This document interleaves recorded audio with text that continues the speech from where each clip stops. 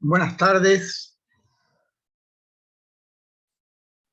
Alguien muéstrese, así veo caras. Bien, hoy empezamos el último tramo de nuestro trabajo. Es el tramo que de alguna manera hace que confluyan en una unidad que se llama Kant todo lo que hemos venido a estudiar. No quiere decir esto que Kant sea un resultado inmediato de Platón, Aristóteles, y lo que venimos viendo, pero sí podemos decir que en Kant confluyen a su manera tanto Platón como Aristóteles, como vamos a ver. Por otra parte, no es una amenaza, ni siquiera es una advertencia, pero para pasar este último tramo es absolutamente necesario que a ver cómo lo digo, que se comprometan firmemente con el estudio, porque si no, el tramo va a ser una escalada vertical. Entonces, ¿qué quiero decir con esto? Lo siguiente, están los textos, están las clases, tanto las de este año como las del año pasado. Está la clase hecha oficial, podemos decir, teórico oficial, que está también en la página. Les voy a agregar también un PowerPoint, que es el que vamos a usar hoy, aunque bueno, eso depende. Si ustedes prefieren no usar PowerPoint, doy la clase sin PowerPoint. A mí me molesta bastante, pero bueno. Como por otra parte son muy pocos los rostros que veo, la veo a Melanie y a Lola López, pero a ninguno más. Es difícil hablarle a unos nombrecitos, digamos, si es mejor hablar a personas, y como no tenemos clases presenciales, verlos es un estímulo, podemos decir. Bueno, por otra parte, el trabajo práctico que ya está en el Google Drive, me di cuenta que era una oferta, ¿sí? Porque a todos les fue muy bien, casi todos les fue muy bien. Era muy sencillo, por otra parte, muy fácil. Pero bueno, fue una especie de recreo que nos tomamos, como si aprovechásemos la santidad de Agustín para que nos dé un cierto solaz en nuestro arduo camino. Así que no va a ser así los próximos. Kant es difícil, pero es una dificultad fecunda, no es una dificultad que no rinda sus frutos. Con esto quiero decir que lo que va a quedar en ustedes, después del esfuerzo que implica el conocimiento de este filósofo, va a ser una suerte de sustrato cultural que se va a transformar en una propiedad, como si tuviesen un fundamento firme para todo lo que siga de las carreras. De las carreras que fuere, no importa si es, si es pedagogía o ciencia de la educación. El esfuerzo que implica comprender a Kant y el resultado del esfuerzo les va a servir para todas las carreras, para todas las materias de la carrera, por una cuestión simple. El esfuerzo y el consiguiente beneficio del esfuerzo va a terminar siendo como parte de ustedes.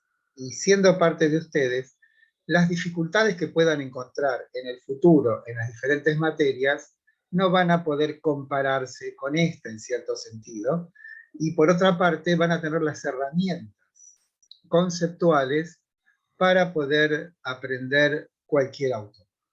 Entonces es un doble beneficio el de estudiar con vocación, o sea, tienen que trabajar de estudiantes.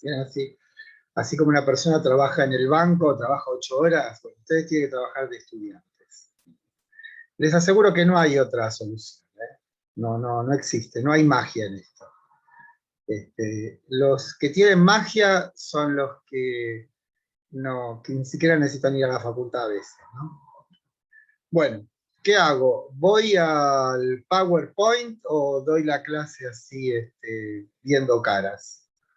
El PowerPoint lo van a tener de todas maneras, porque lo voy a poner en la página. Bueno, escucho ofertas. Como le quede más cómodo a usted, profe.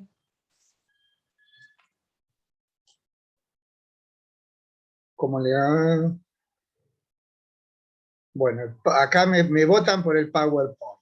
Bueno, Analía Arce, ¿qué dice? A ver. No, Sí, yo también ¿cómo está? Por el PowerPoint, por ahí como visualmente a veces es más fácil mientras lo va diciendo. bueno, va contra mis principios, pero ganan ustedes. Estoy a vuestro servicio. Acá a mí dice sin power, acá está equilibrándose el asunto. En principio le digo que no es PowerPoint, es la herramienta de Google, que se llama presentaciones, creo, con el Power. Bueno, Perdón, profesor, yo estuve viendo un PowerPoint en el blog de cátedra, que lo descargué y lo tengo, de Kant, hecho por usted. Puede ser, sí. Sí, yo lo encontré, lo estuve leyendo. Es larguísimo, les voy a decir. Son como 60, Es muy largo, sí, como es muy 60 largo. filminos. O sea, Sí, yo estuve viendo lo que nos queda, a ver dónde lo anoté. Hoy es 19. Yo calculo que 19, 26 y 2 van a ser dedicados a Kant.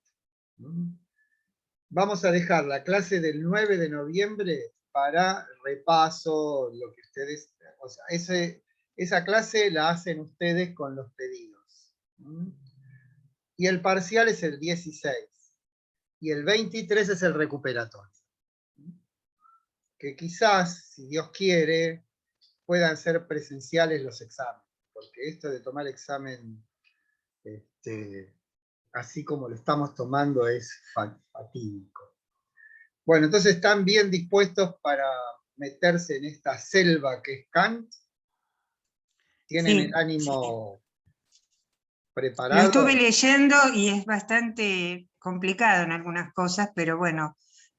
Bueno, como les dije al principio del cuatrimestre, si hay una materia que es fácil, desconfíen, porque no está bien. Esto no es una apología de la complejidad, pero de hecho ocurre que las cosas importantes siempre son dificultosas. Y justamente el beneficio que traen es que nos nutren de un modo permanente con lo que llamamos la cultura, ¿no? Hay un famoso filósofo alemán que se llama Max Scheler, o se llamaba, que dice, la cultura es lo que queda cuando nos olvidamos de todo lo que aprendimos, ¿no? O sea, cuando queda ese sustrato. Bueno, eso es lo que intentaremos con Kant.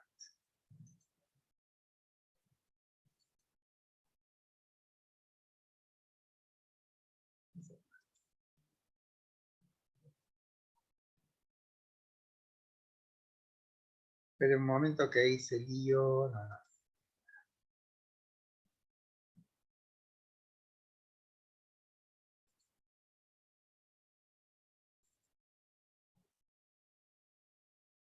Vamos a poner aquí. ¿Están viendo lo que dice Kant? No, todavía no. ¿Sí? Sí, se ve, sí. Sí, profe, se ve. Ahí está, ¿no? Bueno, ¿cómo empezar con todo esto? Primero, como siempre, se estila con datos biográficos, ¿no? Que lo vamos a ver. Este es el plan de todo esto que va a ser nuestras clases sobre Kant. Vamos a ir tranquilos, no nos vamos a precipitar, vamos a detenernos cada vez que sea necesario. Y en eso les pido a ustedes la ayuda. Por favor, cuando hay algo que no se entiende, me dicen directamente, digamos, desactivan el micrófono y me lo preguntan. ¿Por qué? Porque hay determinadas estrategias para aprender este tipo de cosas, en particular Kant. Y es que no dejemos pasar los conceptos que no entendemos para decir, bueno, después, quiero que uno dice, bueno, esto después lo vamos a entender. No, aquí es como un edificio. Si los cimientos no son buenos, el edificio se viene abajo. Entonces, muy escrupulosamente tenemos que ir como urdiendo en nuestra mente la trama de conceptos que constituyen el pensamiento kantiano. van a ver que hay cosas que no son ajenas a lo que estudiamos. Cuando hablamos de las ideas de Platón, hablamos de lo que Kant llamará de algún modo trascendental.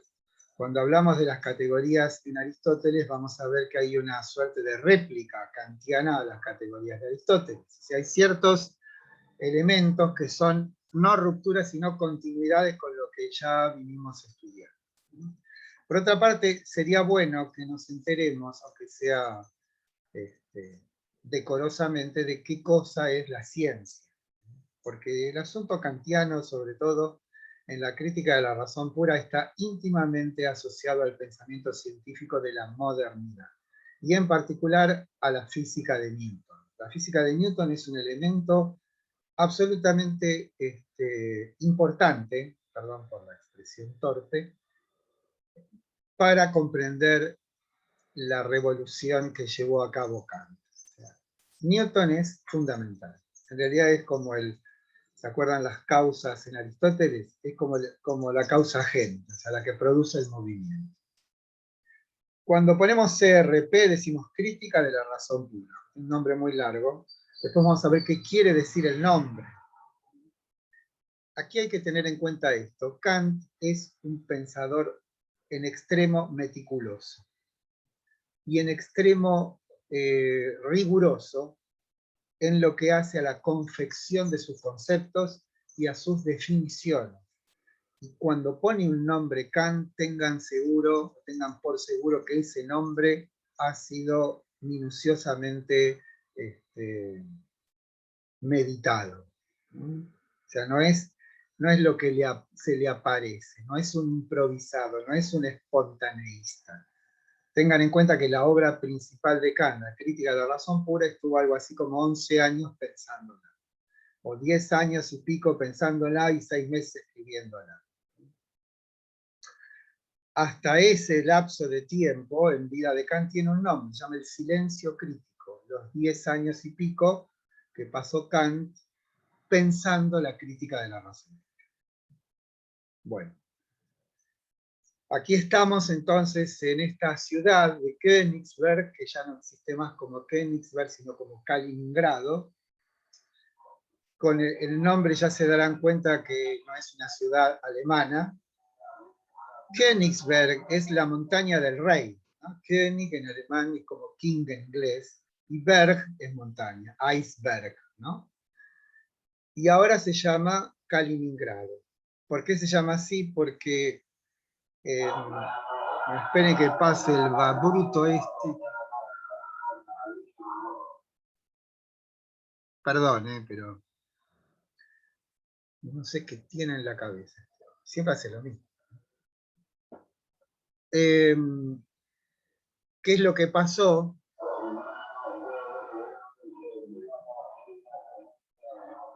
En la Segunda Guerra Mundial, a fines del 1944, hay una famosa ofensiva soviética que se llamó la Operación Bagration, que de algún modo conquistó lo que son los estados bálticos, Letonia, Estonia y Lituania, creo que Letonia se llama Latvia, y toda la Prusia Oriental.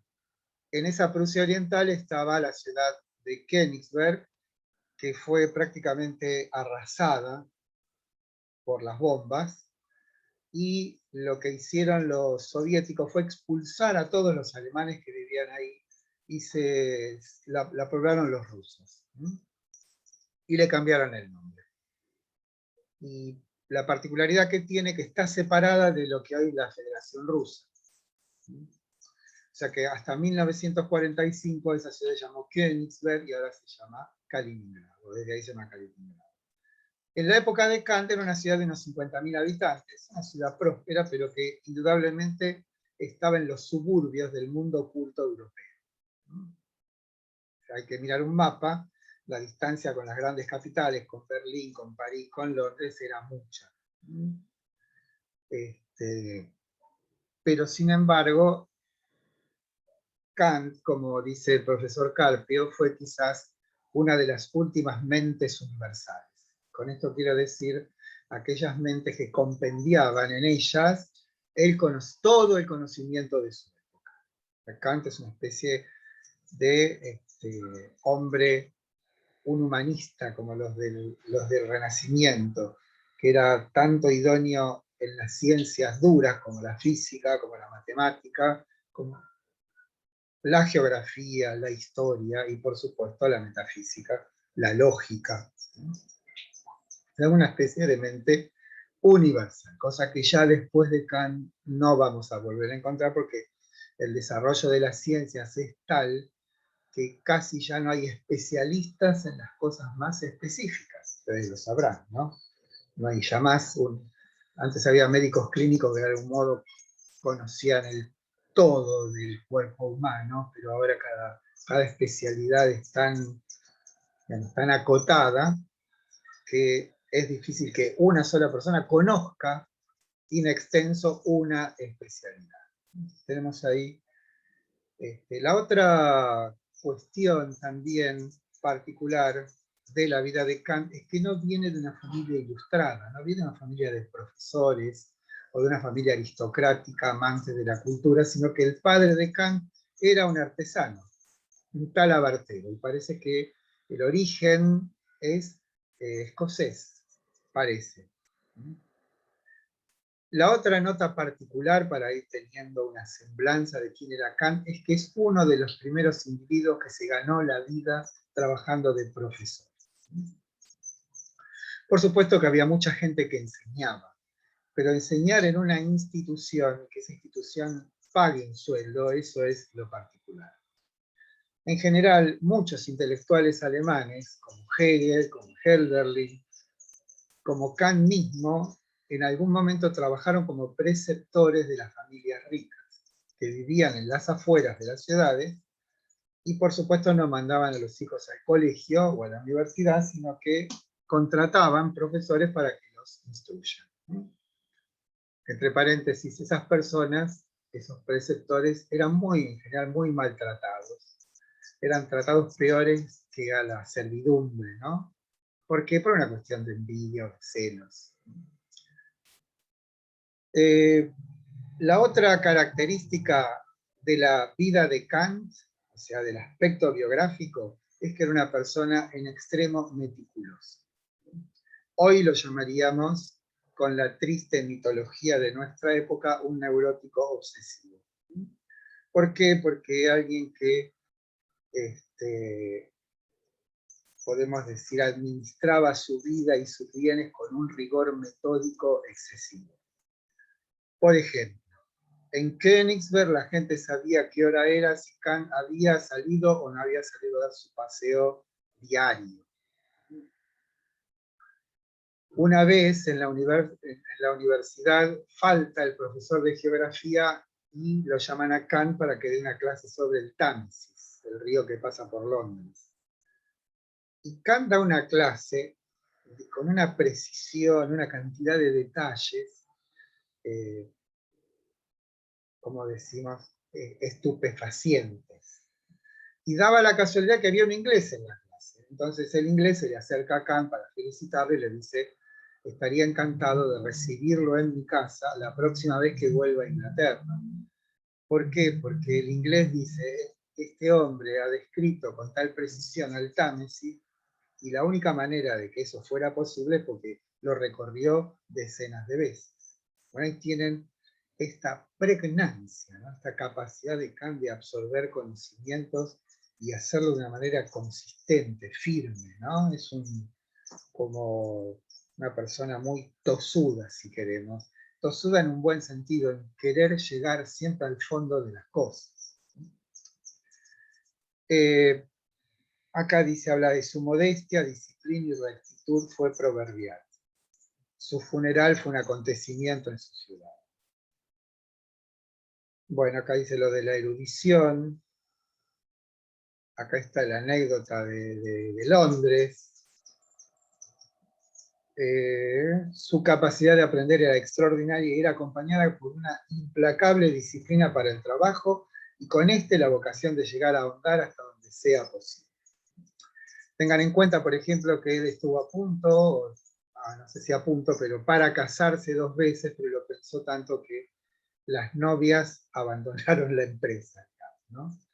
Y después, no se crea que era una persona, lo que se llama un misántropo, ¿no? Un enemigo del mundo, una persona que vivía aislada en sus pensamientos, no, al contrario, tenía una riquísima vida social.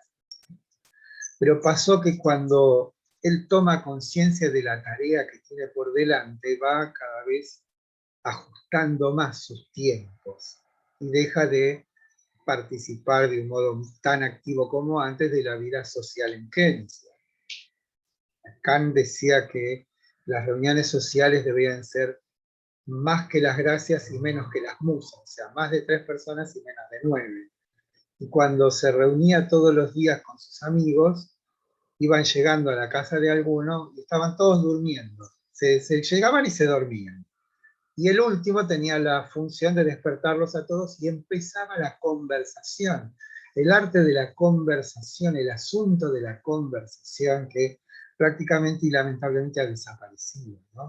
O sea, en una conversación, inmediatamente cuando hay algún dato que uno no se acuerda, llama al Google y le pregunta, o bueno, hay dispersión, no hay cuestiones que se traten de, digamos, de persona a persona a través de una conversación, a través de un diálogo.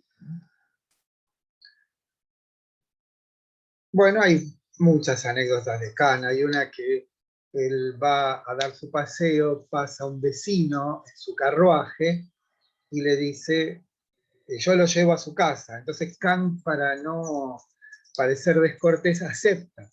Y este hombre, antes de llevarlo a la casa, hace una suerte de visitas a sus propiedades, a sus trámites que tenía que hacer, y lo deja a Kant a las 10 de la noche en la casa. Para Kant eso es una cuestión casi totalmente desequilibrante.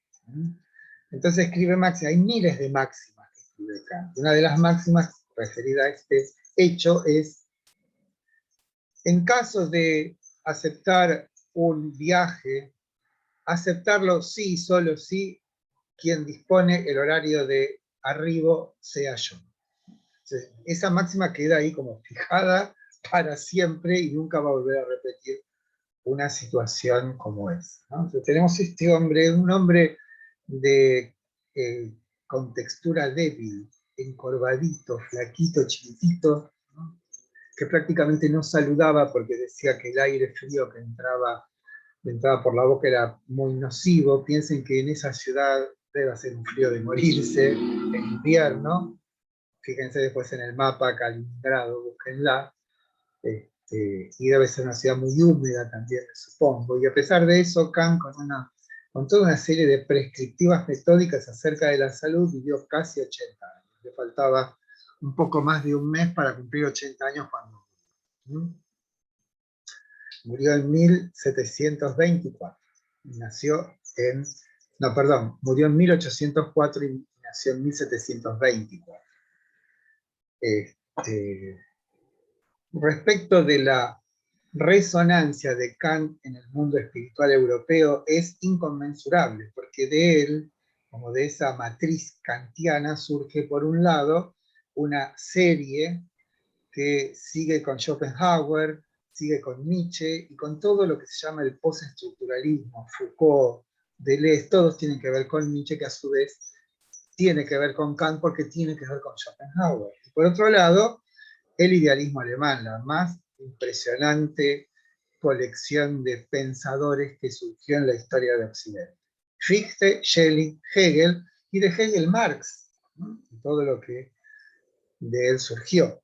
O sea, como que estudiamos a Kant no por una inclinación del profesor, sino porque es como una matriz de donde surge el pensamiento de la modernidad, y casi podríamos decir la modernidad. Bueno, acá ponemos un ejemplo de Platón, ¿sí? Como Platón de algún modo es una síntesis de lo que decía Parménides y de lo que decía Heráclito. Y Kant va a tomar de algún modo ese papel porque él va a hacer una síntesis del racionalismo y del empirismo, que después vamos a ver qué son, ¿no? Bueno, del mismo modo Kant se encuentra en una encrucijada similar, dos posiciones antitéticas e irreductibles, entre las que él ofició de algún modo de juez. Los oponentes en su caso eran el empirismo y el racionalismo que se disputaban el patrimonio de la verdad de su época. Se podría decir que el veredicto de ese juicio conjetural fue la crítica de la razón pura. Continuaremos nuestro trabajo según esta primera aproximación, bajo el supuesto de que la tarea kantiana lo que hace es establecer un nuevo y firme punto de vista, una atalaya, ¿sí?, desde la que se empieza de nuevo a pensar, con el aliciente de que Kant pone un punto de referencia muy alto, muy exigente, y eso se muestra en las extraordinarias consecuencias filosóficas que desencadenó su obra, como señala Rüdiger Safransky en su biografía de Schopenhauer, a la que tituló Schopenhauer y los años salvajes de la filosofía. O sea, como que el desenlace del pensamiento kantiano fue formidable, no solamente por la calidad, sino por los efectos que produjo en la vida de las personas. Piensen que el marxismo gobernó medio mundo durante muchísimo tiempo, o por lo menos una interpretación del marxismo. ¿Qué otra cosa quería decir? Bueno, no me acuerdo.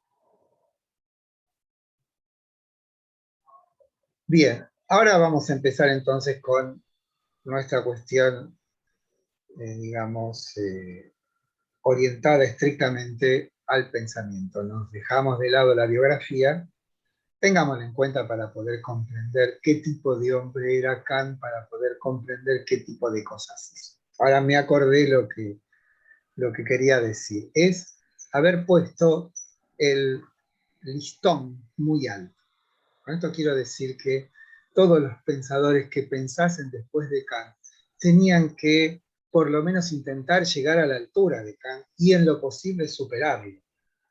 Eso es lo que ocurre también en el arte.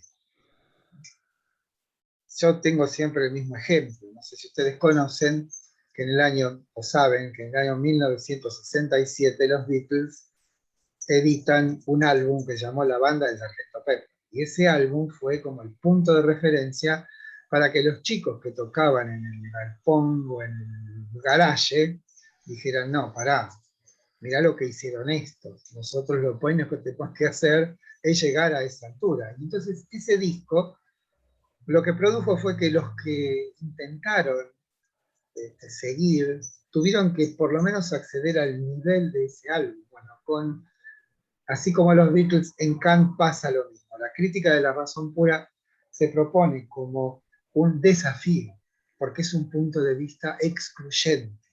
Si nosotros decimos lo que ya dice la crítica, estamos de más. Tenemos que tratar de hacer algo nuevo. Y ese algo nuevo fue un estallido de creación filosófica inconmensurable, como decía, lo que diseñó nuestra época. Profe, bueno, sí. Una preguntita, no tiene mucho que ver con el tema, pero ya que tocó, digamos, el tema de los Beatles, Sí. ¿Usted cree que digamos, que los Beatles, teniendo en cuenta, ¿no?, la historia del arte y cómo puede llegar a desarrollarse desde esta época en los siglos venideros o en el futuro, cree que puede llegar a, digamos, ¿qué lugar cree que puede llegar a ocupar los Beatles? Digamos, ¿puede llegar a ser algo importante o más grande de lo que ya es? Y por lo menos vos pensás que ahora se cumplieron 50 años de la disolución de los Beatles y siguen vigentes, ¿no? Por lo menos desde hace 50 años. Sí. Y después vos pensás puntualmente, yo siempre digo, ¿cómo puede ser que un muchacho que en ese momento tenía 24 años, o 24 años, Paul McCartney, no, ahora déjame pensar, agosto del 66 y 24 años, pudo escribir Eleanor Rigby? Si vos me disolvés ese misterio, ¿de dónde, ¿de dónde salió todo eso? ¿De dónde salió que de pronto George Harrison puede escribir una canción como Something? O como While My Guitar Gently Weeps? O John Lennon con, no sé, Happiness is a Warm Gone, o Helter Skelter. Es como que de pronto En ellos se condensó todas las fuerzas creadoras de una época. Claro. No. O sea, si vos pensás, Rubber Soul, perdón, que quizás no conozcan las secuencias, pero Rubber Soul, Revolver son el giro. Y el giro tiene que ver cuando dejan de actuar en vivo. Eso ocurre el 25 de agosto del 66, es la última actuación en vivo. Poco tiempo después sale Revolver. Revolver no es del revólver de tirar tiros, Revolver es de revolver, de volver otra vez, ¿no? Claro. Y después viene la banda de Sargento Pepper, y después viene el álbum blanco, y después viene Abbey Road. Let It Be lo dejo porque a mí no me gusta mucho. Pero, Discazos. ¿eh? Muy buenos discos. Y sí, son obras maestras. El lado B de Abbey Road es una obra maestra. Todo. Lado B no hay Sí. más, perdón. Era de otra época eso, cuando había long play de vinilo, ¿no? Pero el que llama toda esa serie de canciones que están todas unidas, que son muy cortitas, Sí, pero son maravillosas. claro. Sí, Sobre todo la canción que se llama The End, donde está el único solo de batería de Ringo Starr de toda la historia de los Beatles, y después un solo de guitarra que comparten los tres. Empieza, no sé quién empieza, sigue el otro y sigue el tercero. Y después terminan diciendo, el amor que llevas o que tienes es equivalente al amor que produjiste, ¿no? The love you take is equal to the love you made. Y ahí termina de un modo extraordinario la historia de los Beatles. Ahí como que se despiden de la humanidad. Claro. Bueno, me zarpé con los Beatles, perdón. Sí, no, está bien. Sí, la verdad que sí son grandes, sí. Son grandiosos, sí. Ahora, tan grandioso como misterioso, pues son 4 chicos de clase media. El único que tenía un poco de un nivel más alto era John. Claro. Paul tenía una vida más o menos, el padre trabajaba más o menos bien, pero los otros eran de clase baja. Ringo y George eran de... Cómo esos se juntan y producen una revolución no se explica, la verdad que no tiene explicación. Claro, es como que describe también la sociedad de la época, digamos, Sí. la influencia que tiene la clase popular, digamos, en el arte, Claro, tal cual, tal cual. que es bien del Tal cual. siglo XX. Vos pensás que ellos, cuando trabajaban en Hamburgo, tocaban 12 a 14 horas por día seguidas. Eso les dio ¿cómo se llama? Un entrenamiento que después, bueno, estalla creativamente en otro mundo. Bueno, perdón, pasemos a cosas más duras. Bien, pero voy a esto que sirve, que es el límite de lo bueno ha sido impuesto por estos grandes pensadores. Kant es uno. O sea, todos los que sigan atrás tienen que llegar por lo menos a él. Hay una anécdota que les cuento que le decía el profesor Carpio, que fue mi profesor en la facultad, del libro, creo que han visto varios capítulos de él. Vieron que hay 3 críticas de Kant: crítica de la razón pura, de la razón práctica y de la facultad de juzgar. Entonces Carpio decía muy irónicamente, decía, ¿saben por qué no hay especialistas en la crítica de la facultad de juzgar, que es la última? Porque nadie llega vivo, decía. Porque bueno, comprender las otras, no sé si queda claro el chiste. Bueno, lo primero que vamos a decir es definir qué significa algo verdadero para Kant. La primera cosa es que la verdad reside en la proposición. Esto es, la verdad reside en los enunciados, o como Kant llama, juicios. Esto ya lo hemos visto cuando estudiamos a Aristóteles, que es de Aristóteles esa frase, la verdad reside en la proposición. ¿Qué quiero decir con esto? Que la forma que tenemos nosotros de decir algo y ese algo pueda ser verdadero o falso es a través de un enunciado o juicio. El día es soleado, es o verdadero o falso. Entonces, primera sentencia que proponemos aquí para iniciar nuestra tarea kantiana es reafirmar el dicho aristotélico de que la verdad reside en la proposición, o en el juicio en términos kantianos. Ahora bien, ¿cómo definiríamos algo verdadero? Kant dice que algo es verdadero cuando tiene estas 2 notas, la universalidad y la necesidad. La universalidad hace referencia que esto que digo es verdadero siempre, en todo tiempo y en todo lugar. Y la necesidad es que no puede ser de otra manera. La fórmula más simple para comprender esto es la definición de triángulo, ¿no? Decimos, el triángulo es una figura de 3 lados. ¿Hay algún triángulo que no tenga 3 lados? No. O sea que esa verdad es universal. Y es necesaria, y eso lo detectamos, si intentamos negar el predicado de la definición de triángulo y decimos, el triángulo no es una figura de 3 lados, que estamos haciendo una contradicción. Esto es, verdad para Kant son aquellos enunciados que tienen las 2 notas, o 2 notas, son universales y son necesarios. La próxima pregunta que podríamos hacernos es, bueno, si de lo que trata, en cierto sentido y de un modo lateral, la crítica de la razón pura es la ciencia, debiéramos preguntarnos dónde reside la verdad de las ciencias. Y entonces decimos, sin ninguna clase de dudas, la verdad de la ciencia reside en sus leyes. Y las leyes no son más que juicios. Y esos juicios están a su vez en los libros de física, de química, de matemática o lo que fuera, ¿no? Entonces, claramente nuestro asunto queda acotado de aquí para siempre, que aquello que debemos indagar es nuestra capacidad de conocer. Y en nuestra capacidad de conocer, aquello que nosotros establecemos como juicios verdaderos. Y si queremos buscar la forma emblemática de la verdad, debemos referirnos a la ciencia. Entonces, la ciencia es una colección de leyes. Esto es, de proposiciones o juicios que tienen las notas de la universalidad y la necesidad. ¿Está claro?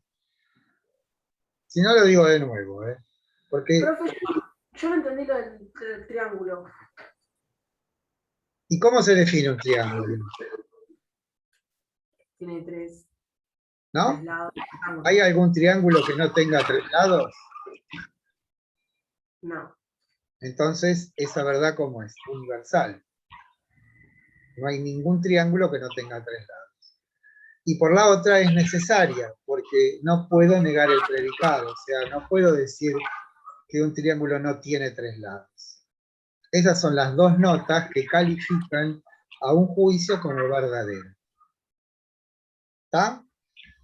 Sí, más o menos. Más o menos, pero ¿cómo más o menos? Pensamos en que vos vivís rodeado de aparatos, todos vivimos rodeados de aparatos, la computadora que estamos usando, el teléfono. Bien, ¿quién produjo esos aparatos? Unas fábricas, ¿no? Unos ingenieros. Esos ingenieros, ¿en qué basaron sus ideas para poder hacer el teléfono celular o la computadora o el televisor? ¿En qué ciencia se basaron? Y ustedes dirán, hay alguien que tiene el micrófono abierto, que es en la física y en la química, en la matemática, o sea, todo producto industrial de estos que nos rodean son un resultado indirecto de la ciencia. Piensen ustedes, cuando los científicos descubren las ondas electromagnéticas, ¿piensan ustedes que estamos por la calle y hablamos por teléfono? ¿Cómo se produce eso? Si no hay ningún cable que me conecte con la otra persona. ¿Cómo es que pasa eso? Porque de pronto alguien descubrió que hay una manera de transmitirse determinada información a través de ondas electromagnéticas. A partir de ese descubrimiento científico, un ingeniero dice, voy a fabricar un teléfono. ¿Se dan cuenta? Bueno, eso es lo que en el trasfondo de la crítica de la razón pura está. El conocimiento científico, que tiene las notas, insisto, de la universalidad y la necesidad. Estamos hablando de ciencias como la física, no la química, que en época de Kant no tenía relevancia, y la matemática. Todas las verdades matemáticas son universales y necesarias. No sé si me explico.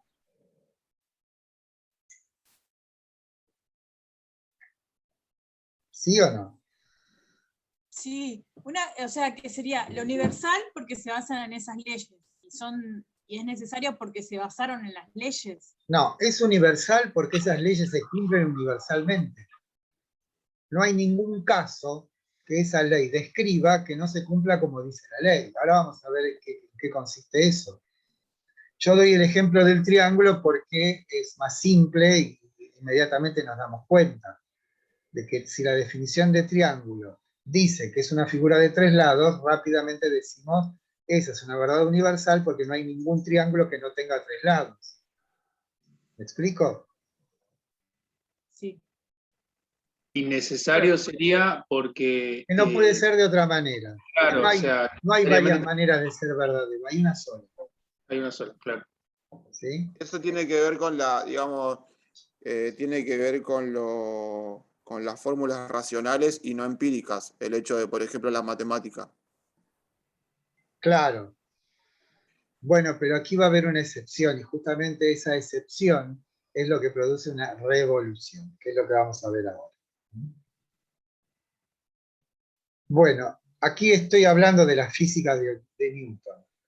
¿Por qué la física de Newton, como anticipé hace un momento, constituye un elemento disruptivo? Esto es, algo que conmueve los cimientos del pensamiento occidental.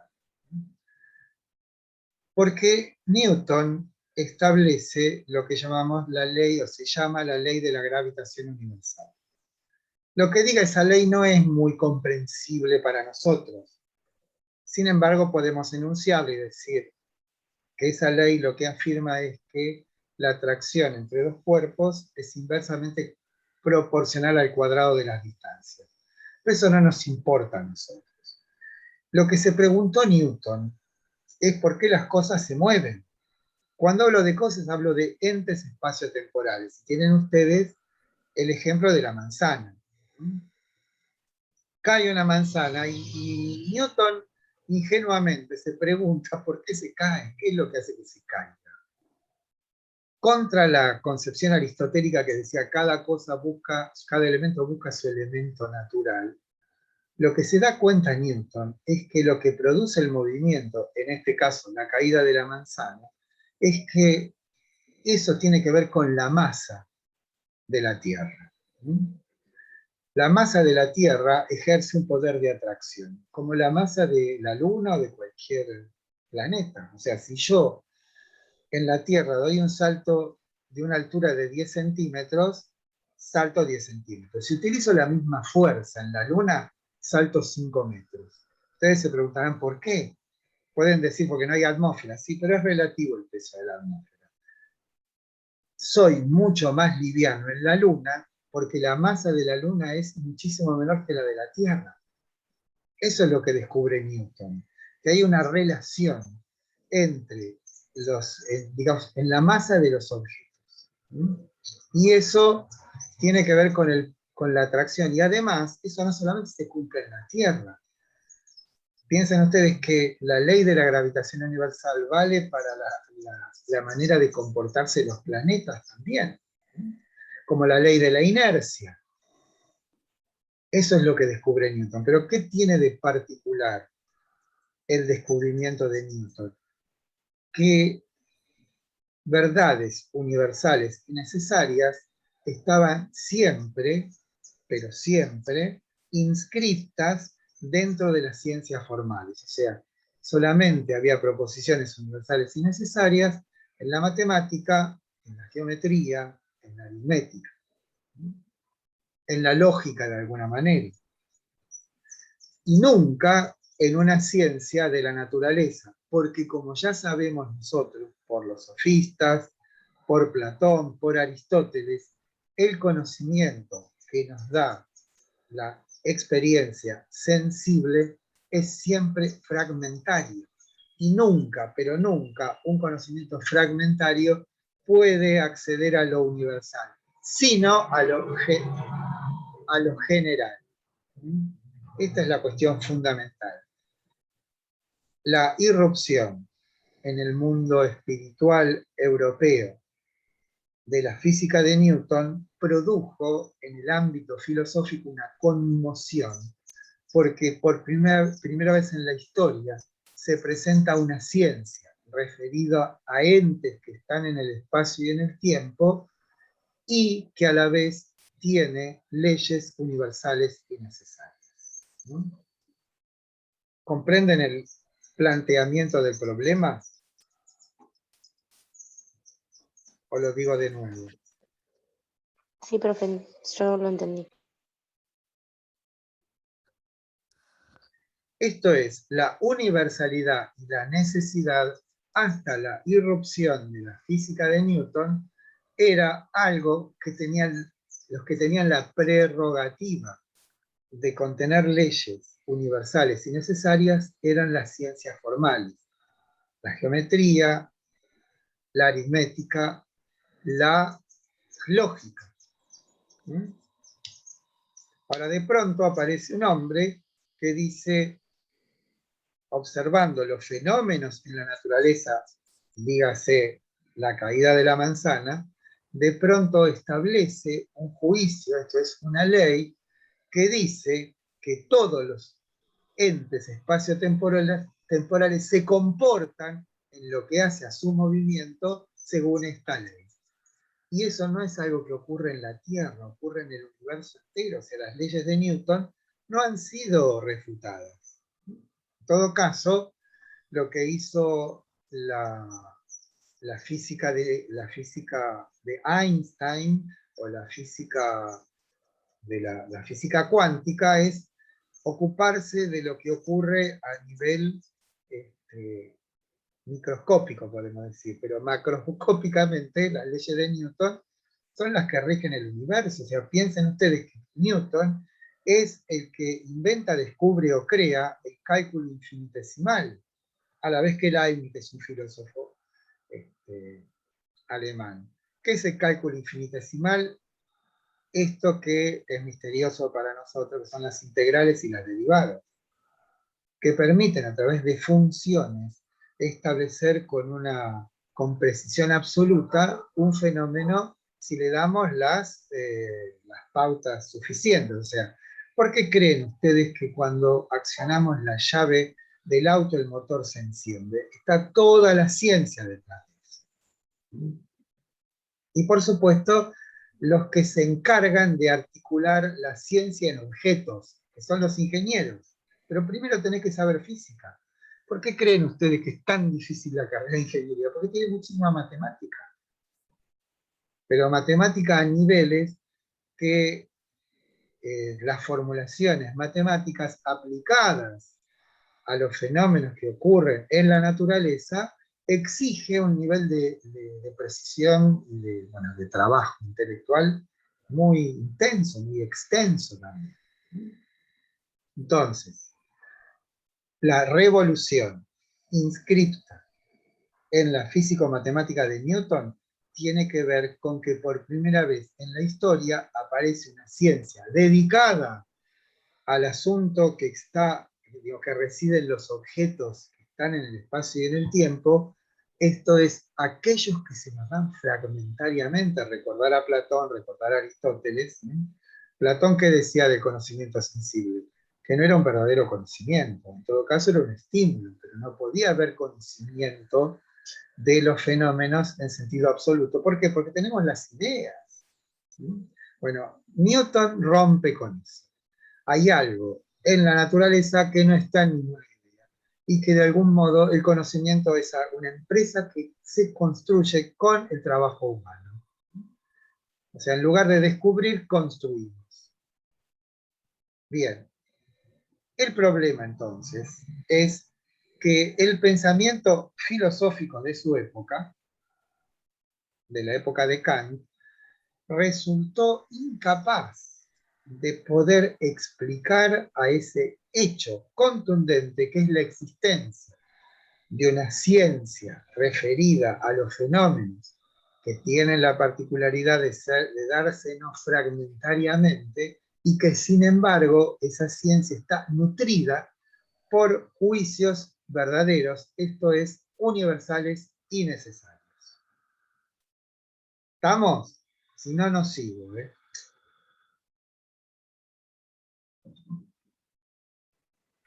Profe, entonces, como que la naturaleza, a través de esas leyes, encontró que existe lo universal. Claro, hay un conocimiento que pertenece a una determinada ciencia. Esa ciencia es la física.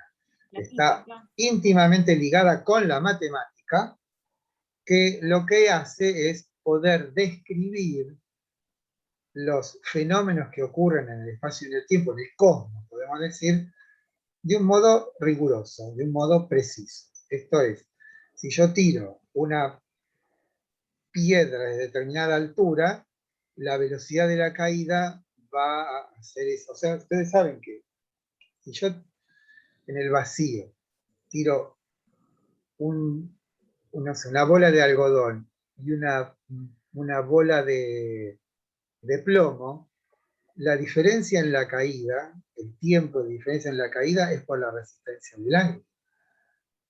Pero caerían en un ejemplo, digamos, teórico a la misma velocidad.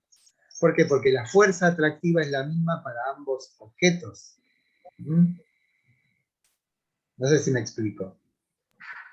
O sea que todo lo universal y lo necesario que hasta ahora estaba en lo racional nada más, está ahora en las cosas naturales.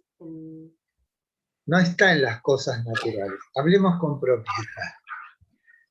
Hay una ciencia que está dedicada a indagar el comportamiento de los entes que están en el espacio y en el tiempo, que lo que hace es describir ese fenómeno de un modo verdadero. Esto es universal y necesario. ¿Sí o no? Sí, sí. O sea, no es que contradice, sino que agrega, ¿no? De alguna manera suma a la física. Claro, le da un carácter equivalente a la matemática, sin olvidar que la matemática es una esclava fiel de la física. O sea, sin Sí, matemática no hay física. Claro, las O sea, herramientas todas piensen son. ustedes cuando entran a su casa o todos entramos y apretamos ¿cómo se llama? El interruptor de la luz. ¿Saben ustedes la cantidad de ciencia que hay detrás de eso y de técnica? Desde las represas hidroeléctricas, ¿no? Hasta la distribución, hasta la ingeniería que implica construir una bombita. Bueno, eso está, el fundamento de todo eso es la física de Newton, en última instancia. O sea, nuestro mundo, pensado en esos términos, tiene como un padre que es Newton. ¿Por qué? Porque es el primero que con ese famoso cálculo infinitesimal puede describir minuciosa y exhaustivamente el comportamiento de los entes espaciotemporales. Porque, bueno, después las leyes son empíricas, o sea, después con esos principios yo puedo ir probando hasta que la fórmula matemática me dé igual o describa fehacientemente un fenómeno. Piensa en esos famosos problemas. Voy de aquí a Mar del Plata en un auto a 40 kilómetros por hora. Bueno, ¿cuántas horas habré de tardar? Todos esos cálculos están basados o tienen que ver con la física. Bueno, pero ahora, una vez que entendemos esto es, ocurre un acontecimiento en el siglo XVII, que es la irrupción de una ciencia de hechos, pero que a su vez está constituida por juicios universales y necesarios, lo cual implica una suerte de destrucción de determinados principios filosóficos. ¿Por qué los destruye? Porque no la pueden explicar. Y ahora voy a empezar por qué no la pueden explicar. Los juicios, y esto sí es propiamente kantiano, hasta ahora hemos hablado de ciencia, ahora vamos a hablar de Kant en particular. La lógica. En la época de Kant, recuerden que la lógica es una disciplina formal que estudia los términos, las proposiciones y los razonamientos. Términos son las palabras. Lluvia, yo, es, no, de eso se ocupa, o sea, esos son los términos. Cuando yo enlazo términos, tengo proposiciones. Y esas, las proposiciones, son aquellas que son susceptibles de ser verdaderas o falsas. Y cuando enlazo proposiciones, lo que tengo son razonamientos. Los razonamientos, a su vez, no son verdaderos o falsos, son válidos o inválidos. Entonces tenemos términos, me ocupo de los elementos últimos del lenguaje. No importa cómo se llame. Después yo enlazo términos con sentido y lo que tengo son juicios. Y los juicios son esos que tienen como cualidad esencial ser verdaderos o falsos. El ejemplo ya lo hemos dado, pero lo decimos de nuevo. Yo digo cielo, después al rato digo azul, eso no es ni verdadero ni falso. Va a ser verdadero o falso. Cuando yo los enlace en un enunciado o en un juicio, digo, el cielo está azul. Ahí es donde yo puedo afirmar que esto es o verdadero o falso. Y cuando intento enlazar proposiciones con un sentido determinado, lo que tengo es un razonamiento. El razonamiento más común, que es un razonamiento formal, el ejemplo es: todos los hombres son mortales, Sócrates es hombre, Sócrates es mortal. A ese tipo de razonamiento se lo llama silogismo. Y la lógica nos dice, desde Aristóteles, cuándo un silogismo es válido, no verdadero, porque verdaderas son las proposiciones, o falsas. Digamos, no está bien decir tu razonamiento es falso. A lo sumo podré decir tu razonamiento es inválido.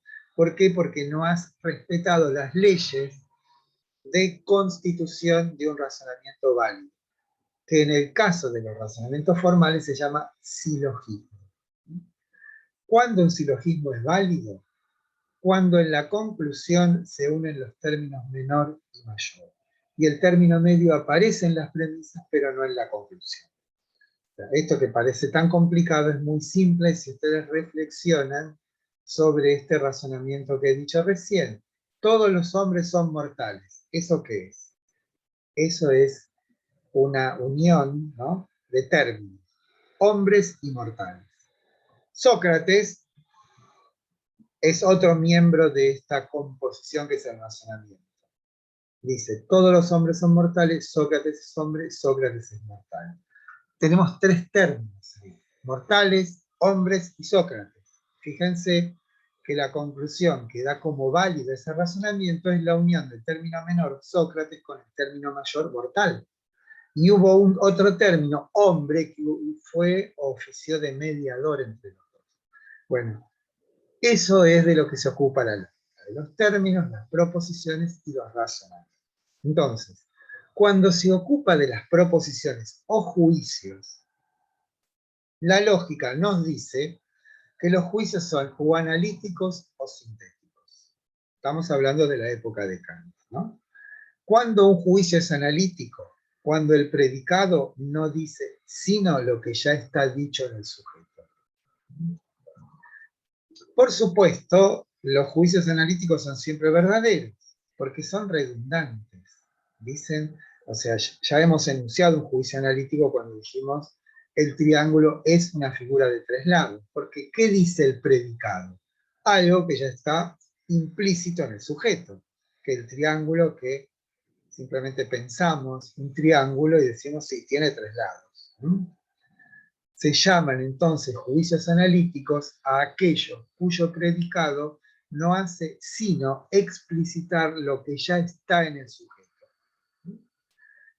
Estos juicios son siempre verdaderos, son universales y necesarios, pero tienen una limitación, son infecundos. Nuestro conocimiento no avanza con los juicios analíticos, sino que simplemente nuestro conocimiento a lo sumo se aclara, se explicita.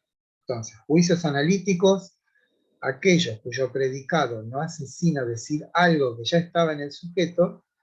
Limitación, no nos proveen de nuevos conocimientos. Propiedades, son verdaderos siempre, universales y necesarios. ¿Está claro hasta ahí?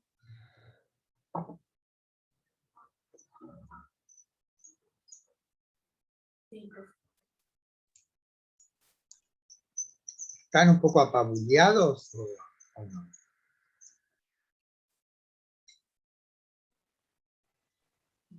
Profe, ¿puede decir otra vez lo de infecundos? Son, ¿Y por qué no producen conocimientos nuevos? ok. ¿Sí? Lo ¿Serían que hacen es esas tres características? explicitar lo que ya sabemos. Ok. Bueno, lo leemos. Los que en el predicado no dicen sino algo que está implícitamente albergado en el sujeto. El triángulo es una figura de 3 lados. Claramente, una figura de 3 lados surge de una simple inspección del sujeto. Y en este de su núcleo, el sustantivo triángulo, recordando que si examinamos la palabra sustantivo, tal como lo hicimos cuando estudiamos a Aristóteles, podríamos decir que lo sustentado por el sustantivo son sus predicados. Y estos son los enunciados en el predicado del juicio. Su veracidad se expresa al cumplir con los dos principios enunciados. Son universales y necesarios. Pero hay otro tipo de juicio que son los sintéticos, que claramente son aquellos cuyo predicado no está en el sujeto.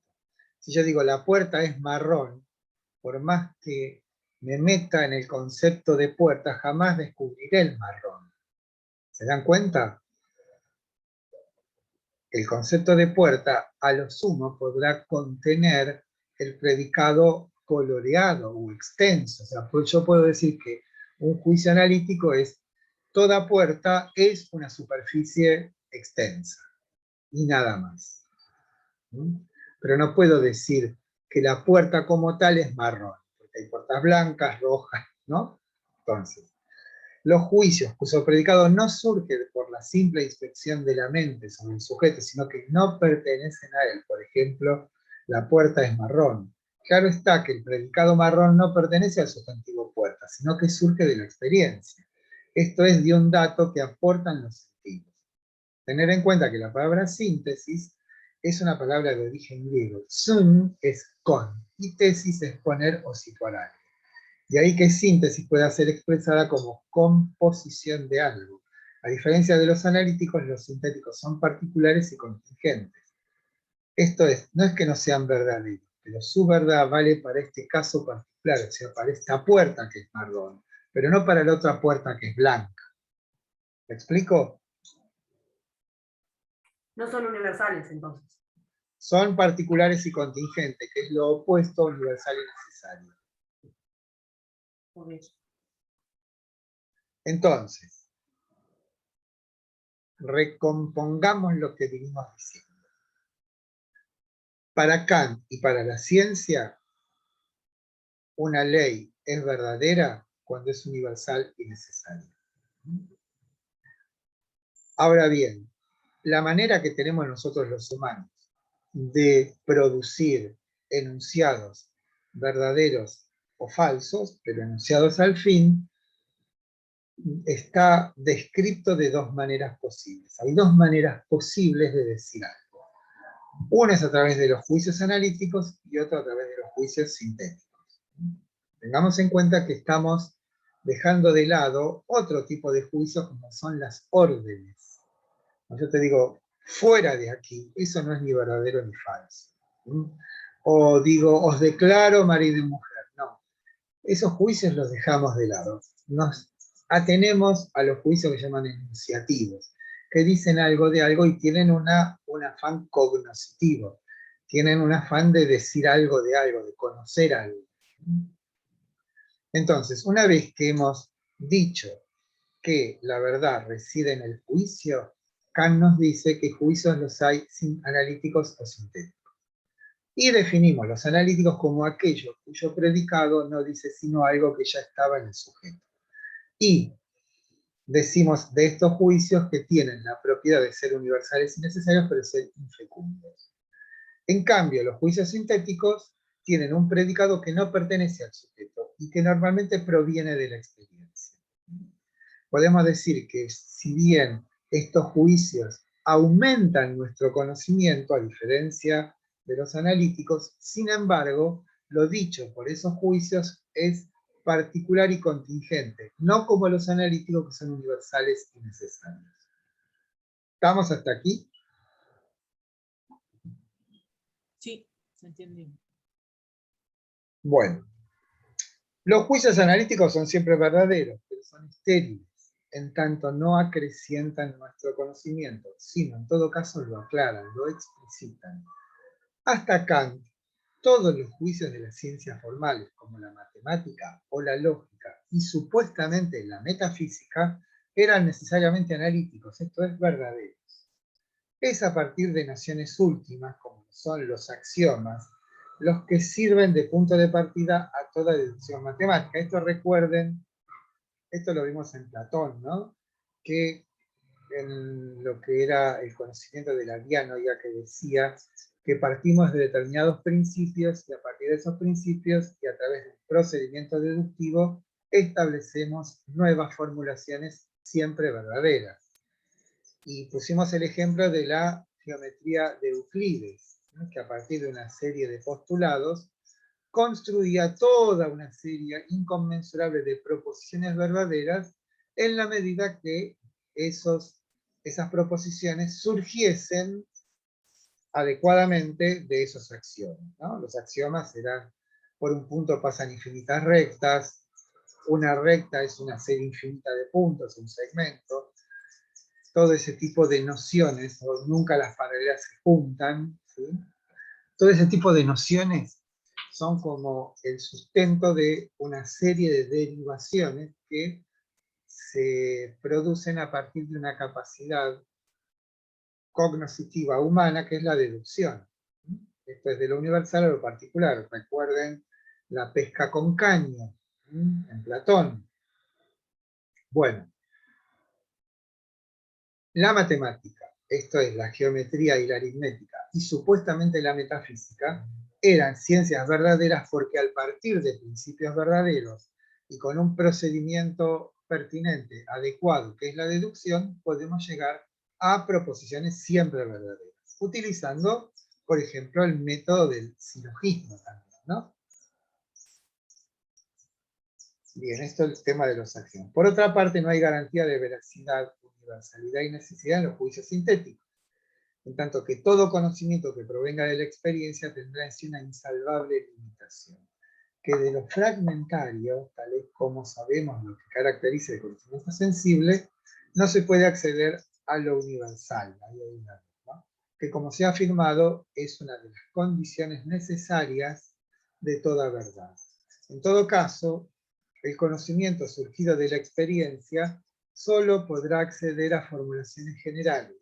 En otros términos, ningún juicio sintético podrá decir todos, porque nunca podrá asegurar que todos los casos relevados en una indagación que intente dar cuenta de los fenómenos que yacen en el espacio temporal, podrá asegurar que ha relevado todos los casos. Un ejemplo elocuente en este sentido es el caso de los cisnes, que hasta cierto momento parecía verdadero afirmar todos los cisnes son blancos, hasta que en América aparecieron los cisnes de cuello negro. ¿Estamos hasta aquí?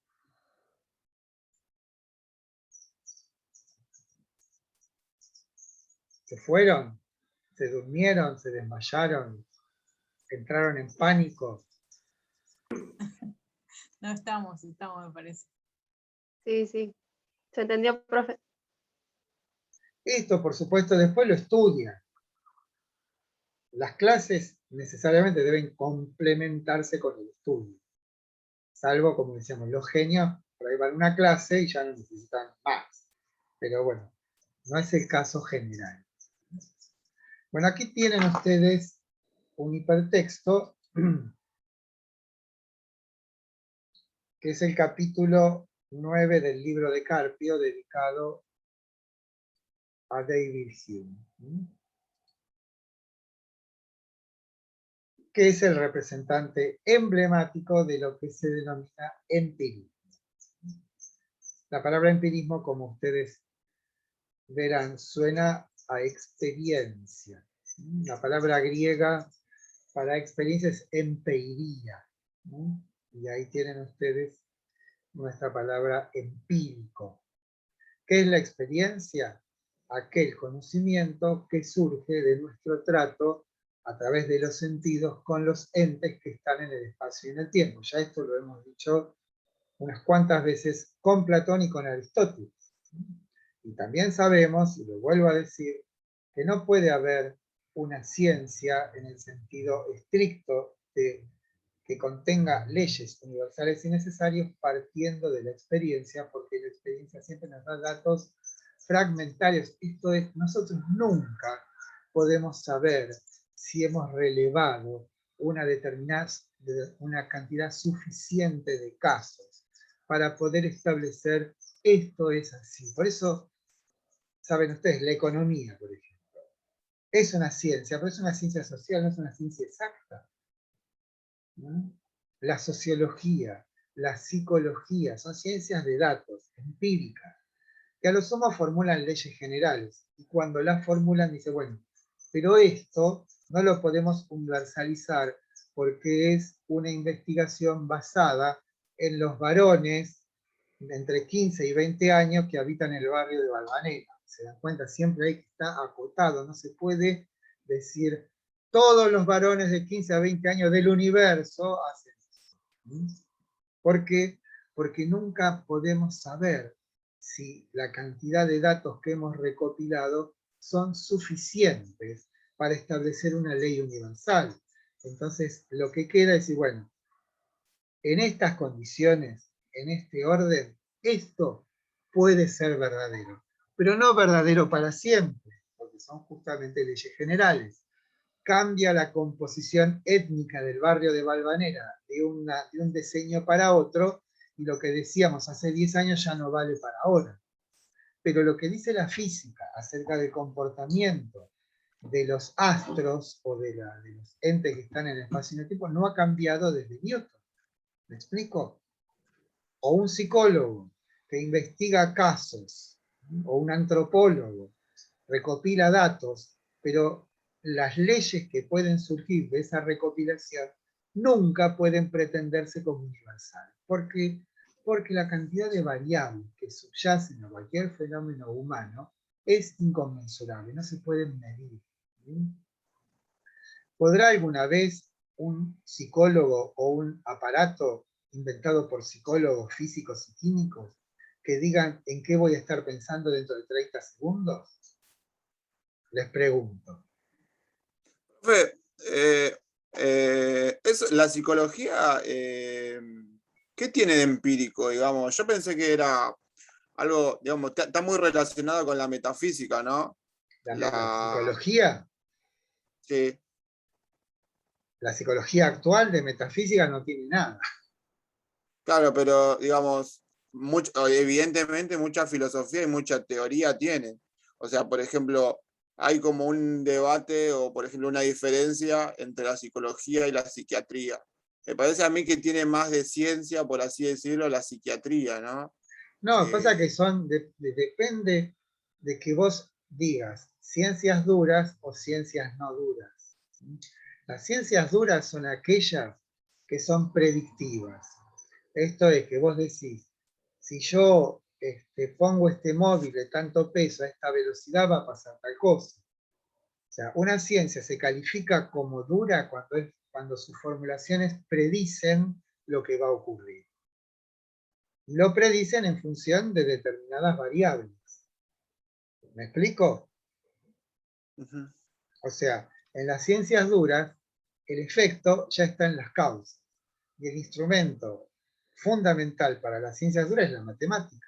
Porque a partir de fórmulas matemáticas yo puedo volver un fenómeno como predictivo. O sea, puedo saber qué va a pasar si le pongo tales y cuales variables, lleno tales y cuales variables. Ahora, si nos ponemos del lado de las ciencias sociales, o una ciencia de interpretación como es la psicología, ¿alguien podrá decir qué es lo que vas a pensar dentro de 30 segundos? No. ¿Por qué? Porque no puede captar o no puede cuantificar las variables. Esto quiere decir que en el efecto no está en las causas. En cambio, en la física, el efecto está ya en las causas. No sé si me explico. Si las ciencias piensan en la historia o en la economía, Si la economía fuese una ciencia exacta, ¿a ustedes les parece que en la Argentina y en todo el mundo haya ministros de economía? ¿Hay ministros de física? No hay ministros de física, ¿no? Pero sí hay ministros de economía. ¿Por qué? Porque el asunto a tratar tiene una cantidad de variables inconmensurables. No sé si me explico. Es muy particular también, cada caso es diferente, como muchas variables, como dice usted. Bueno, esa es la diferencia entre ciencias duras y ciencias, no quiero decir blandas porque parecería despectivo. Todas las ciencias tienen algo en común, que es el rigor. Lo que no tienen en común es la exactitud. O sea, la física puede ser una ciencia exacta porque su objeto de estudio es susceptible de ser matematizado. Lo mismo la química relativamente. Yo puedo saber las valencias de un átomo, de una molécula, y poder saber qué ocurre cuando lo junto con otro. Puedo establecer a través de una fórmula cuál va a ser el resultado de esa combinación, pero nunca podré saber el resultado de que gane Racing hoy a la tarde, en mi mente. ¿Me explico? O que me enamore mañana. ¿Por qué? Porque el efecto no está en las causas. En cambio, en los otros casos sí.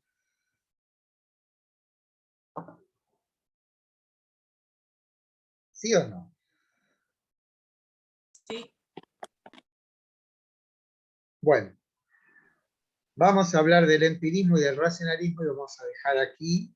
Y imploro, pido, suplico que estudien, ¿no? Porque como ven, esto no es tan intuitivo y va a serlo mucho menos en lo que sigue.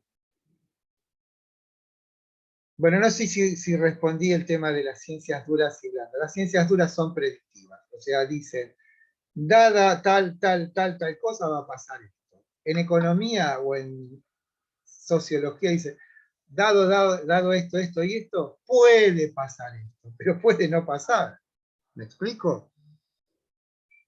Piensen en la historia. Porque la historia, bueno, no la historia es Nada para del... explicar, ¿no? ¿Cómo? Más que nada para explicar lo que ya pasó.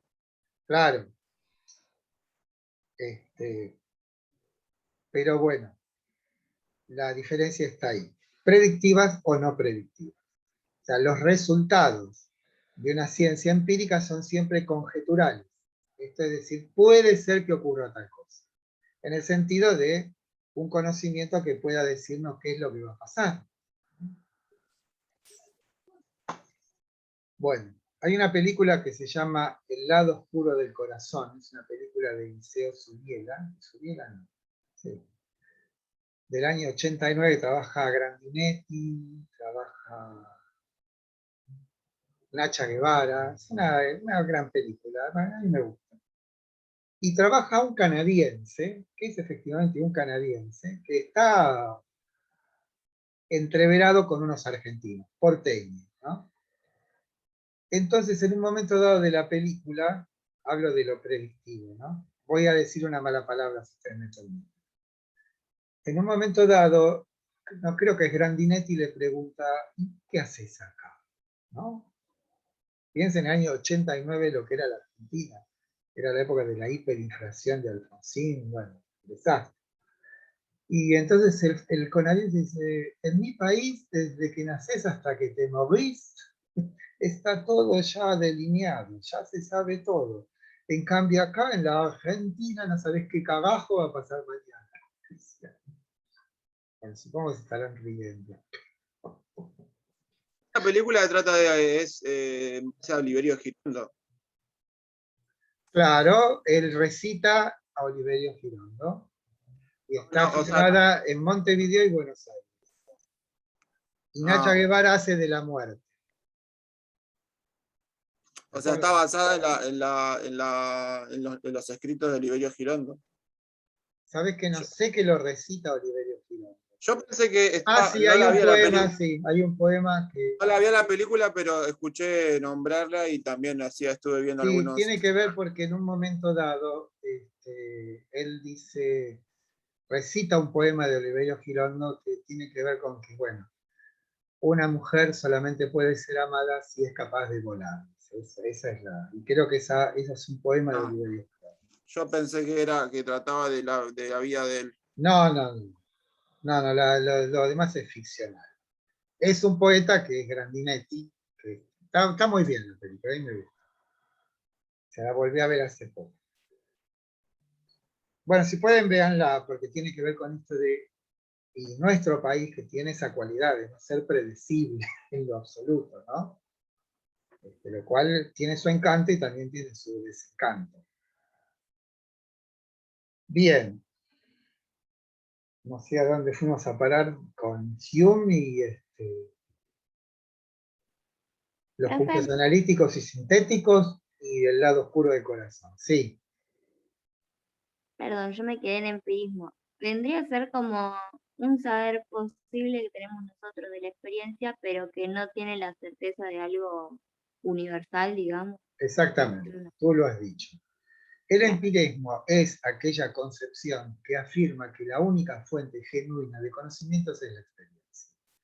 Y que las ideas o los conceptos son una suerte de, o producidos por un enrarecimiento, un fenómeno que en realidad de ocultamiento de lo que la experiencia nos da. Esto es, el empirismo reniega de la existencia de nociones universales y necesarias. Todo lo que conocemos, lo conocemos a través de la experiencia, y no hay otra cosa. La experiencia nos permite a nosotros, por asociación o por condensación, establecer conceptos. Pero esos conceptos no tienen por qué ser verdaderos. Como si dijéramos, por ahora el agua hierve a 100 grados. No hay ninguna garantía de que pasado mañana lo haga así. ¿Por qué? Porque el modo que tiene, el único modo posible para los empiristas que tenemos nosotros los humanos de conocer es la experiencia. No existe eso que Platón llama las ideas o que Aristóteles llama la categoría. No hay tal cosa. Las experiencias se juntan, se asimilan, se condensan, como si fuera un proceso químico. Y no hay ninguna instancia no empírica que permita el conocimiento. Lo que decían de algún modo los sofistas, como ustedes se acordarán, ¿no? Dicen que Kant, cuando lee a Hume, sufre una suerte de dramático despertar de su sueño dogmático. El sueño dogmático estaría o sería el mundo espiritual o intelectual en el que Kant se formó. Kant se forma en el mundo del racionalismo continental, y ese racionalismo continental cree, afirma, tiene la convicción de que la única fuente genuina de conocimiento son determinadas ideas. O sea, exactamente lo opuesto de lo que dicen los empiristas. O sea, tenemos ahí como una tensión, una polaridad, donde lo que dice uno como verdadero para el otro es falso y viceversa. Son irreconciliables, irreductibles uno con el otro. Lo que ocurre es que ambos, lo que hará Kant es darle la verdad a los dos, pero no una verdad absoluta. Como va a tomar un aspecto de lo que dicen los empiristas y otro aspecto de lo que dicen los racionalistas. Esa síntesis de racionalismo y empirismo es la crítica de la razón pura, como vamos a ver. O sea, pero vieron que yo hablé de un juicio, era como si tuviésemos dos litigantes aquí. Unos son los empiristas y otros son los racionalistas. Se sacan chispas uno al otro. Pero de pronto alguien dice, bueno, atemperemos los ánimos, vamos a un tribunal y propongamos un juez para que arbitre en un veredicto la verdad de esta pelea. Y el veredicto de ese juicio conjetural, obviamente, se llama crítica de la razón pura, donde Kant le da cierto grado de verdad, cierto punto de verdad a los empiristas y cierto punto de verdad a los racionalistas. Dice, por otra parte, el racionalismo, su contrario, afirma que las únicas verdades son aquellas que provienen de la sola razón y que adquieren su veracidad por partir de nociones indubitables, como si fuera la matemática, ¿no? Se trabó. En tanto observan como única posible proveniencia la dotación de nociones a priori. Acá otra palabra, a priori es una palabra fundamental en Kant, que quiere decir independiente de la experiencia. Que están impresas en la razón y que por supuesto no provienen de la experiencia. Todo conocimiento se expresa entonces a partir de juicios analíticos, mientras que para los empiristas solo son válidos los juicios sintéticos. Bueno, ahora voy a hacer un momentito, voy a hablar de Descartes, y con eso vamos a terminar la clase. ¿Por qué? Porque no quiero saturarlo, ¿sí? ¿Estarán de acuerdo? Me voy a ir de la pantalla, sí. Vuelvo al mundo. ¿Por qué? Porque esto que voy a decir no está en el... No está en el PowerPoint. Una cosa que no sé es, ¿el texto de Carpio está completo en la página? No sé eso, la verdad que no sé. Pero si no está, yo voy a poner el capítulo dedicado a Descartes, porque así como está el de Hume, debiera estar el de Descartes. Bien, voy, entonces para terminar la clase de hoy vamos a hablar de Descartes. Sí.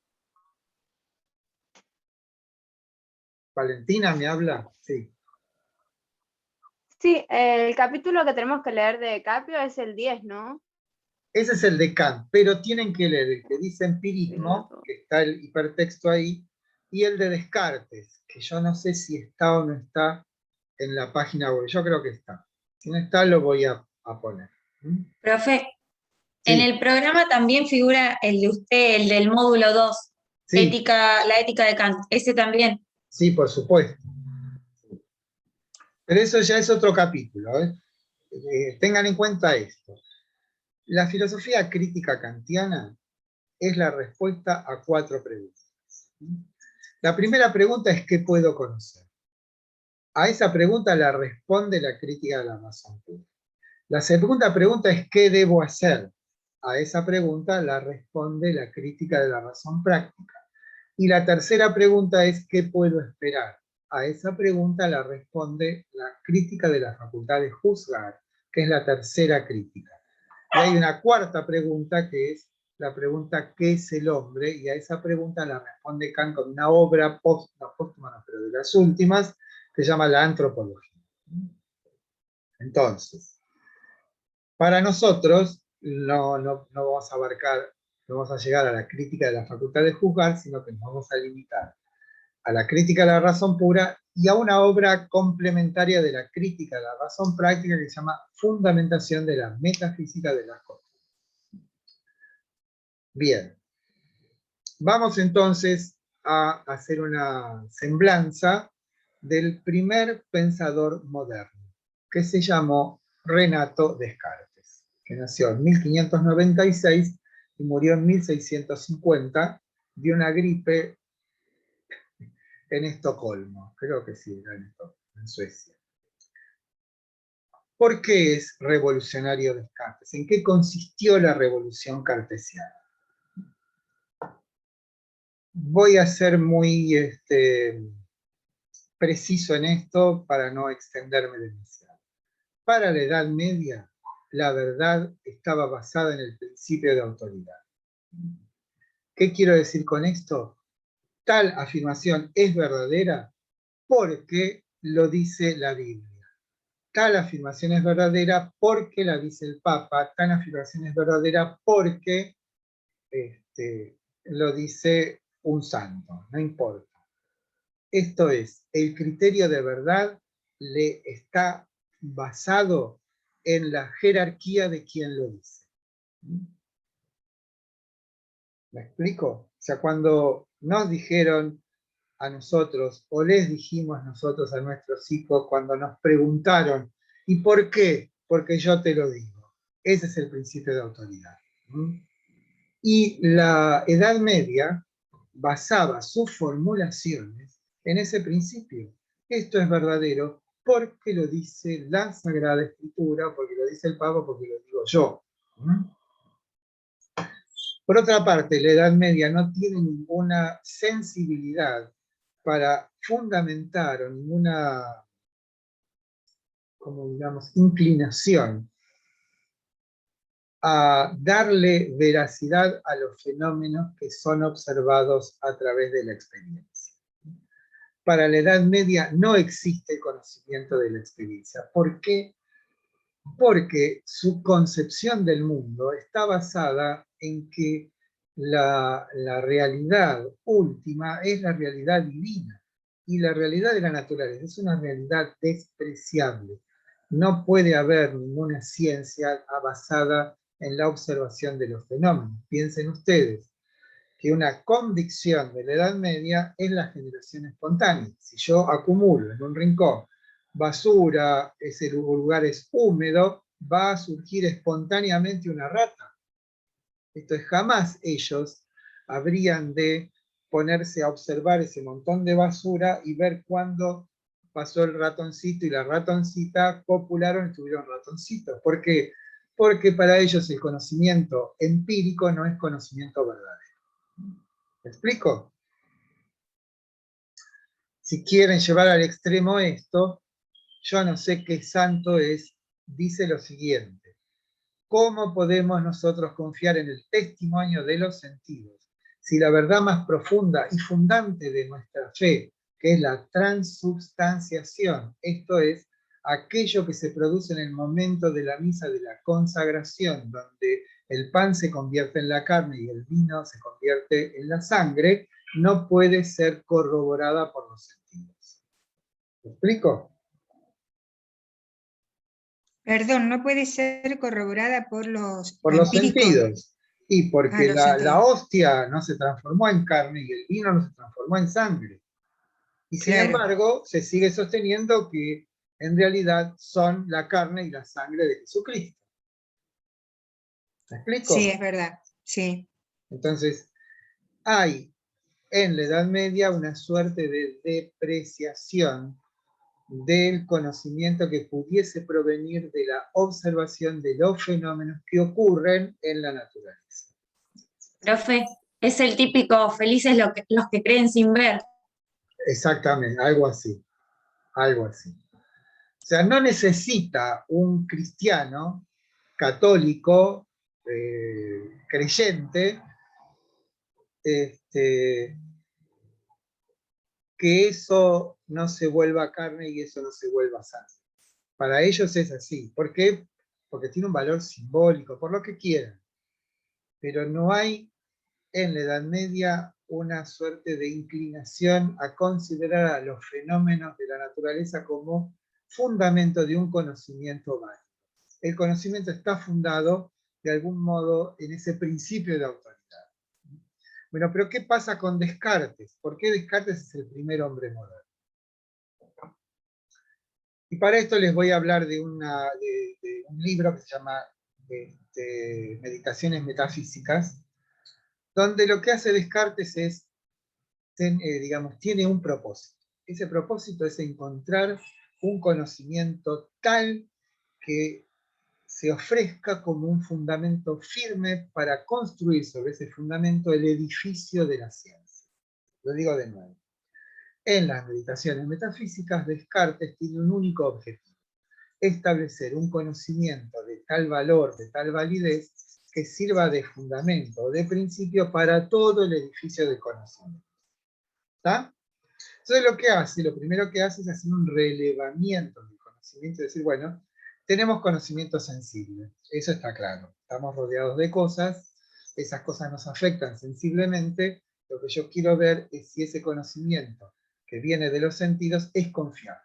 Entonces dice Descartes, bueno, pero yo sumerjo un palo en el agua, ¿y qué pasa? ¿Cómo aparece el palo? No me digan mojado, por favor. Aparece quebrado, porque varias veces me dijeron mojado. Bueno, aparece quebrado. Como entonces, distorsionado. ¿Cómo? Distorsionado. Como claro. ¿Puedo sentido. confiar entonces en el testimonio de los sentidos cuando me está diciendo que algo que es recto está partido? de ninguna manera. Por ejemplo, percibo a Juan a lo lejos, pero resulta que no era Juan, era Pedro. ¿Puedo confiar entonces en el testimonio de los sentidos? En el sentido de que yo pueda establecer sobre ese conocimiento un fundamento firme para todo el conocimiento científico. No. ¿Qué otro tipo de conocimiento sensible tenemos? Los sueños. En los sueños también tenemos percepciones sensibles. Pero, dice Descartes, una cosa muy curiosa, muchas veces creí que yo estaba aquí, sentado junto al fuego, meditando, y en realidad estaba soñando. ¿Puedo estar seguro de que en este momento no estoy soñando? Dice, no. ¿Están seguros ustedes que no están soñando? Que están teniendo, más allá de que la clase de filosofía les dé sueño, ¿pueden estar seguros de que no están soñando, que están asistiendo a una clase? ¿O puedo estar yo seguro de no estar soñando que estoy dando una clase? No estoy tan seguro. Y por fin, dice, tenemos un conocimiento llamado el racional. Y el conocimiento racional tiene como forma emblemática el conocimiento matemático. Pero ¿cuántas veces yo, haciendo los más sencillos cálculos matemáticos, me equivoco?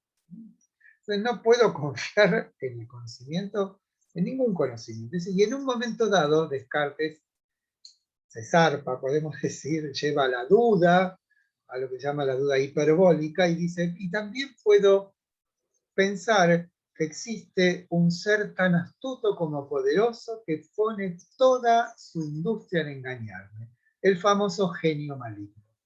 O sea, más allá de todo esto que decimos del conocimiento de los sentidos o del conocimiento racional, también puedo pensar que existe este ser, de algún modo maligno, que me está engañando permanentemente. Pero esto no es sino un recurso de Descartes para llevar al límite la duda, y a partir de ese límite establecer algo como verdadero. Y dice, perfectamente, puede ser que este genio me esté engañando permanentemente, pero hay algo que no me puede engañar, que me está engañando. O sea que la afirmación de Descartes, ustedes sabrán, dice, pienso, luego existo.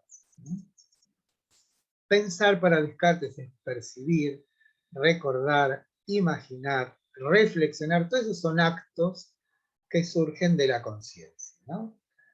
Esto es, el genio maligno me puede a mí engañar acerca de si esta lechucita es o no es una lechucita. De lo que no me puede engañar es que yo estoy percibiendo algo. El error está en lo percibible, pero no en la percepción.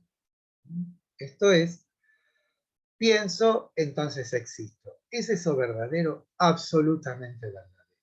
¿Puede servir de fundamento para todo el conocimiento? Y de algún modo sí, porque esa es una verdad indubitable. Entonces después Descartes dice, bueno, pero ¿qué tipo de cosas son en las que yo pienso? Dice, bueno, hay cosas que están fuera de mí y que afectan mis sentidos. Ese es un tipo, él lo llama ideas. Es un tipo de ideas. Otro tipo de ideas son aquellos seres fantásticos que crean mi imaginación, como un minotauro, un centauro, pero dice, la fuente última de esos entes es la experiencia, porque yo lo que hice con un centauro fue juntar un animal caballo con un ser humano, o el minotauro un toro con un ser humano. Entonces, son una suerte de artificio de mi mente. Y por otra parte, dice, hay otro tipo de ideas en las que yo pienso, que son ideas tales como las ideas de la lógica, o una idea muy particular que es la idea de Dios. Y la idea de Dios es la de ser perfecto, de un ser omnisciente, de un ser eterno, de un ser inmaterial. Todo eso está en mi mente. No tiene que ver que yo sea creyente o no creyente. Todos, pero todos tenemos una idea de Dios. Incluso los ateos, claramente los ateos tienen una idea de Dios, obviamente. Y entonces acá dice Descartes algo muy particular. Dice, así como yo creé el Minotauro, ¿puedo haber creado la idea de Dios? Y Descartes dice, no. ¿Por qué? Porque yo, siendo finito, siendo mortal, siendo un ser falible, un ser, llamémosle, imperfecto, yo no puedo, siendo imperfecto, haber creado un ser perfecto. ¿Por qué? Porque el efecto no puede ser mayor que la causa. Lo imperfecto no puede dar lugar a lo perfecto. ¿Está claro eso? Por lo tanto, alegraos en vuestro corazón, Dios existe. Claramente. Esa es una demostración de Descartes, de la existencia de Dios, que está basada a su vez en la llamada prueba ontológica de San Anselmo del siglo X, que a su vez está basada en San Agustín, que a su vez está basado en Platón, ¿no? Porque cuando yo descubro algo en mi mente que es claramente superior a lo que mi mente puede producir, no puedo asignarle su origen a mi mente, tengo que asignarle otro origen. ¿Y cuál podría ser el origen de la idea de Dios sino Dios mismo? Entonces, ahí rompe con el genio maligno cuando dice, bien, si Dios existe, y acabo de demostrarlo, porque el efecto no puede ser mayor que la causa, Dios es bueno, y si es bueno no me engaña. Por lo tanto, adiós genio maligno. Bueno, pero más allá de que nosotros admitamos o no como verdadera esta demostración de la existencia de Dios, el valor inconmensurable que tiene el pensamiento de Descartes es haber transferido o trasladado el principio de veracidad desde el principio de autoridad al yo. Va a ser el sujeto, el yo pensante, aquel que habrá de decidir si algo es verdadero o falso. Ya no va a ser la autoridad, sino en todo caso, entre comillas, la autoridad de la razón. Ese es el gran, pero gran, o la gran revolución de Descartes, y es el inicio de la modernidad. Esto es, yo como hombre moderno, como hombre que ha ya transitado por el conocimiento científico, voy a tomar las riendas del conocer y no voy a aceptar como verdadero lo que la autoridad me diga, sino que desde ahora la autoridad que va a dar lugar a lo verdadero o a lo falso va a ser una autoridad basada en la razón, y ese es el yo. Es una transferencia del criterio de verdad desde el principio de autoridad a un principio racional basado en ello. Y ese principio racional basado en ello está fundado en la certeza. Y la certeza, dirá Descartes, se puede enunciar de la siguiente manera. Algo es verdadero cuando se presenta de un modo claro y distinto a la mente atenta. Esto es, cuando algo es verdadero, cuando yo capto en eso que se dice estas dos notas de la claridad y la distinción, que por supuesto provienen claramente de la matemática. ¿Sí? Bueno, entonces, ¿quién inaugura en Occidente esto que llamamos el racionalismo? La revolución implicada en la obra cartesiana. ¿En qué consiste esa revolución? En una suerte de traslado del principio de autoridad. De la autoridad basada en los textos bíblicos, o mejor dicho, el principio de verdad basado en la autoridad de un agente, el que fuere, a que esa autoridad vaya a estar basada en la conciencia, o en el yo. Ese es el gran, tremenda revolución de Descartes. Y por eso se lo llama el primer hombre moderno. Bueno, con esto ya agotado, seguimos el próximo martes. Les pido encarecidamente que estudien. En un rato pasamos esto a la página web. Y hasta el martes. El jueves, primer trabajo práctico de Kant, ¿no? Por supuesto. A las 4 de la tarde para ambas comisiones. Hasta el martes entonces. Bueno, díganme. Chao, profe, hasta el martes. Hasta el martes. Profe, nos vemos.